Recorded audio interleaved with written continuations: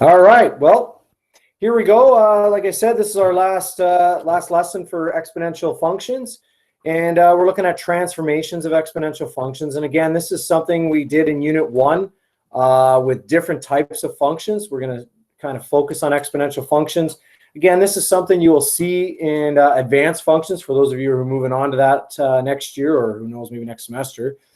And again, so we had our the general form of the equation, y equals a times f of k times x minus d plus c. Now, where they are, how they look when they are plugged into a exponential equation, which again, you can see we have an a value, which is our starting point, but that represents our vertical stretch or compression or reflection over the horizontal axis, easy for me to say. Here's our b value, our multiplying factor, but then the k x minus d kind of stuff happens in the exponent. And again, the vertical shift, the up and down movement here, is plus c at the end. That is not part of the exponent. And the equations you're going to see, because we're going to figure out and shift things around. Again, this comes from our first unit where you have x2, which again is our, transformed point. Yeah, that's too big. Oh. Coordinate, I should say. All right, and this x1 here, that is our original coordinate.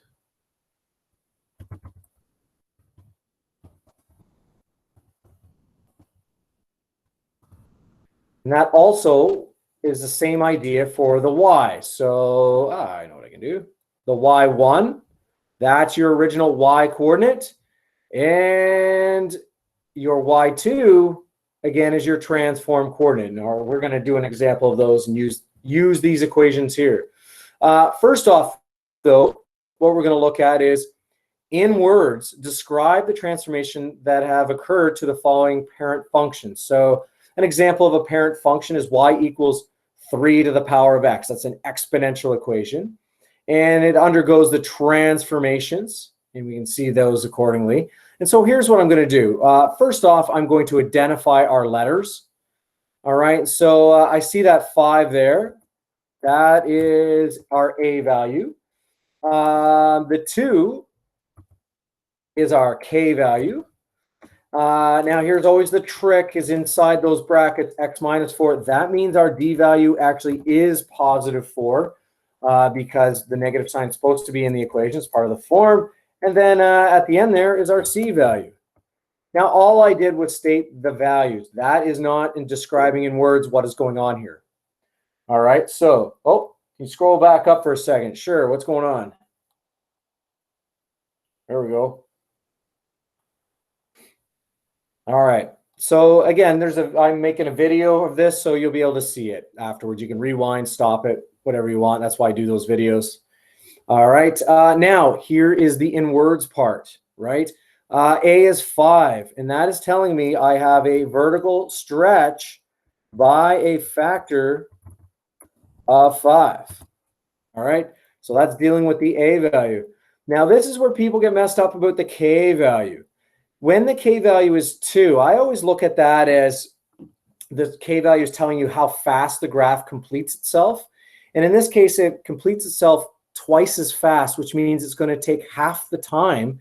And so what we end up with here is a horizontal compression by a factor of, and I do the reciprocal here, of 1/2.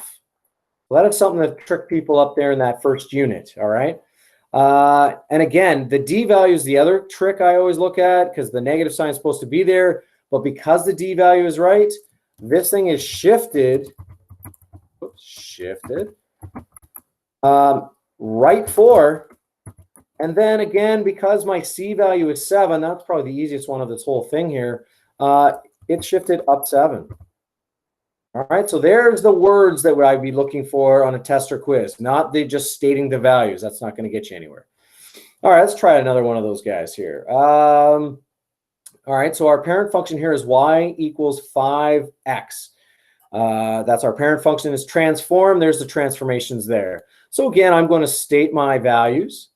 My a value is 0.8. All right. My k value, it's secretly in there. It's there's a negative sign there, but that really means it's a -1. All right. My d value, see there's a +3 there. That means it's actually -3. Again, that's that trick there. And again, the more, I guess, the straightforward one is c. All right, so again, that is stating my values, but that in words is not describing what is going on. And so here's what's going on in words. I look at my a value there. And so that means now the a value is less than 1. So that means I have a vertical compression by a factor of 0.8. All right, so that's the a value taken care of. Now the k value, it's 1. The absolute value of it, just the number itself, I guess, if you will, is 1. And so that means it's not being horizontally stretched or compressed. But it is -1, which means this graph, there is going to be reflected across the y-axis. So if your a value is negative, you're going to have a reflection across the x-axis. But if your k value is negative, you're going to have a reflection across the y-axis. And now to deal with the D and C, the shifting, the horizontal and vertical shifting. D is -3, so this is shifted left 3 and down 6 because the C value is -6. There we go. All right, there we go. I do have one more. Okay, and so now I'm looking at my parent function of looks like an exponential decay here because my B value is 0.7. And here's all the transformation it's undergone. All right, so again, just I'm going to write the values out. So again, A is equal to -4. All right, my K value is equal to 1/2. So this graph's going to be completed half as fast horizontally. My D value, again, it's 2. And my C value is 8. All right, now to describe in words what's going on. All right, so my A value. So first off, it's bigger than 1, so I have a vertical stretch by a factor of 4. All right, now to deal with that negative sign. That's something I mentioned. I didn't know I had an example about it there, but that means it is reflected across the x-axis. There we go with that. All right, so two things I had to write about the A value. So both a vertical stretch going on and it's reflected across the x-axis. My K value, again, I look at that as how fast the graph is getting completed, horizontally anyways. And it's going half as fast, which means it takes twice as long. So there is going to be a horizontal stretch by a factor. And again, you take the reciprocal of your K, so by a factor of 2. And then, of course, the D and the C here, where this thing is now being shifted right 2 and up. It's a positive C, so up 8. There we go. So again, there is not only just describing in words, but again, identifying our values that we have. All right, let's see. Next up, let's do a transformation here. There we go. So again, I have my parent function here. Graph f of x, it's saying first off here, graph f of x using at least 3 points using the x values of -1, 0, and 1. All right, so I'm going to go down here and do that. The first thing I'm going to do is draw a table here. So let's see here, like that, table of values. All right, that'll work. Whoops, get rid of that. All right, so again, this is going to be the graph of y equals 3, and we'll put to the power of x here. There we go. Now, table of values, I got my x's, I got my y's. Okay, I'm going to look at -1, 0, and 1. These are going to be my original points that I'm going to work with my transformation equations. All right, now if I sub a -1 in here, 3 to the power of -1 is 0.33.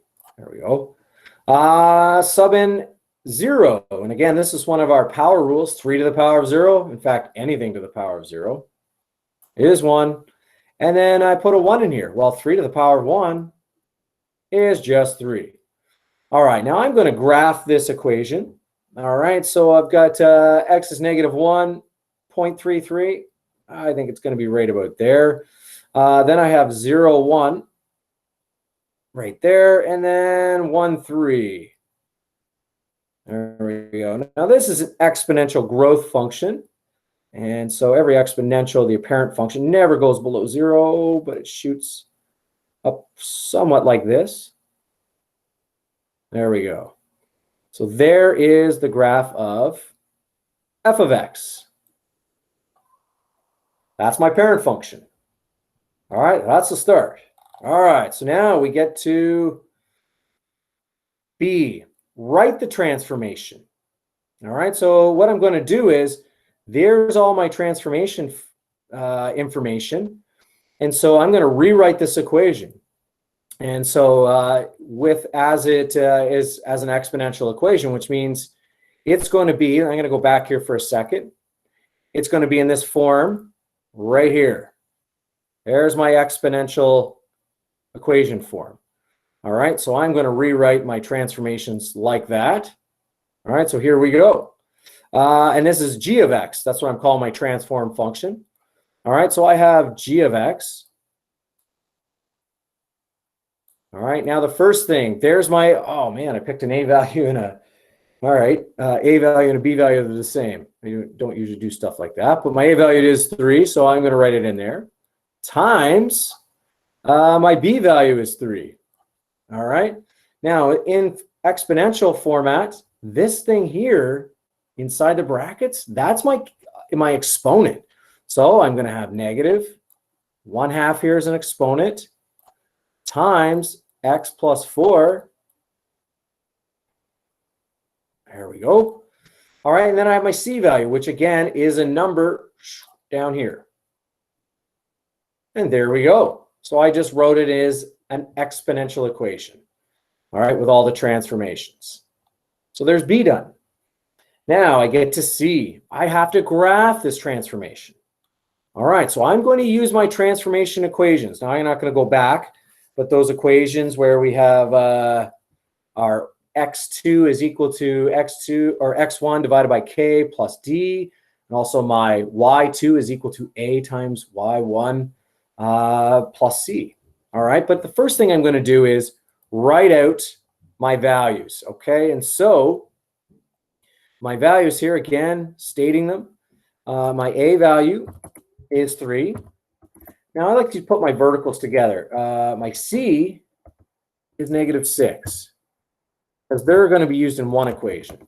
The other equation here, we need our k value, which is equal to -1/2. All right, and then finally, my d value, which that's a +4. It looks like a +4, so that really means it's a -4.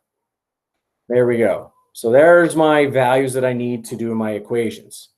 All right, now, so again, I guess I am going to end up writing them out, because with my x's, these are all my x1s here. I've got x2 is equal to x1 divided by k plus d. Now, if I substitute in my values, my transform points are going to be x2 is equal to, well, we're going to sub in 3 different x1s. Now, my k is -1/2. All right, and then my d is a -4. All right, now here's why I have this example. When you are dividing by a fraction, you can invert and multiply. And so if I take -1/2, I flip it, it would be a -2. And so this equation I can rewrite as -2 times x1 -4. There we go. So that's one of the equations I'm going to use. Again, if you're dividing by a fraction, you flip it and multiply. That's how you figure it out. Now my y equations, a little bit easier actually. My y2 is equal to a times y1. Again, here's all our y1s right here, plus c. Now, if I substitute in those values, my a was a 3 times a y1. Y1, it's hard to write with this mouse. And my c value was a -6. All right, here we go. So, shoot, I wonder if I can capture that and move it. I'm going to try something here, folks. Hang with me. Oh, yeah, it worked. All right. Sometimes I amaze myself. All right, here we go. All right, so I'm going to now add a part to this table. Whoops, I don't like that. Line it up. All right, and let's go like this. And so I'm going to look at my transformations over here.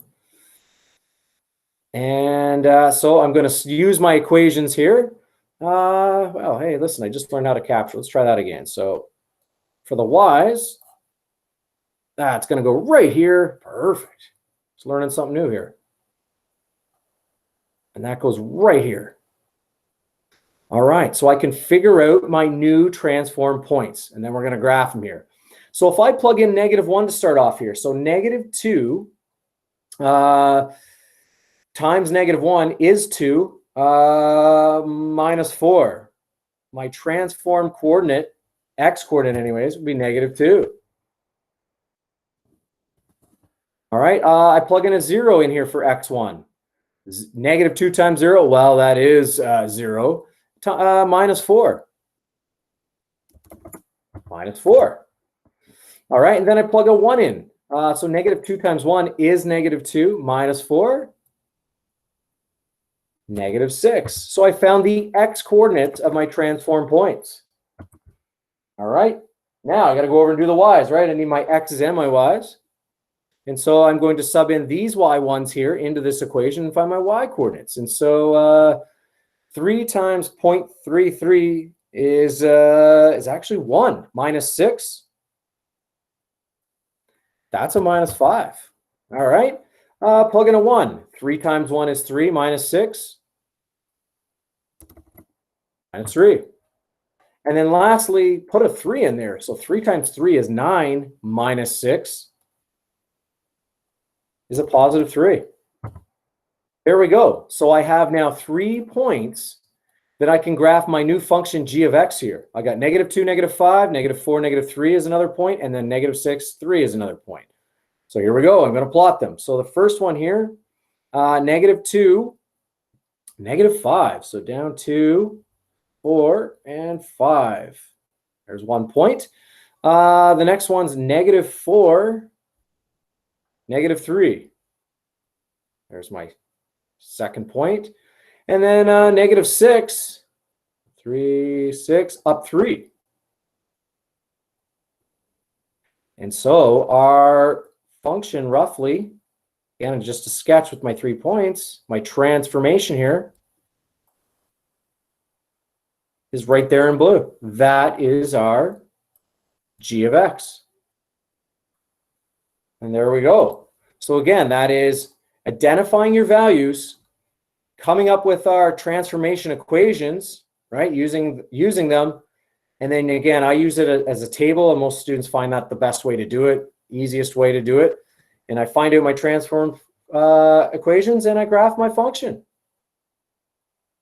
And there we go. So that is the transformations of exponential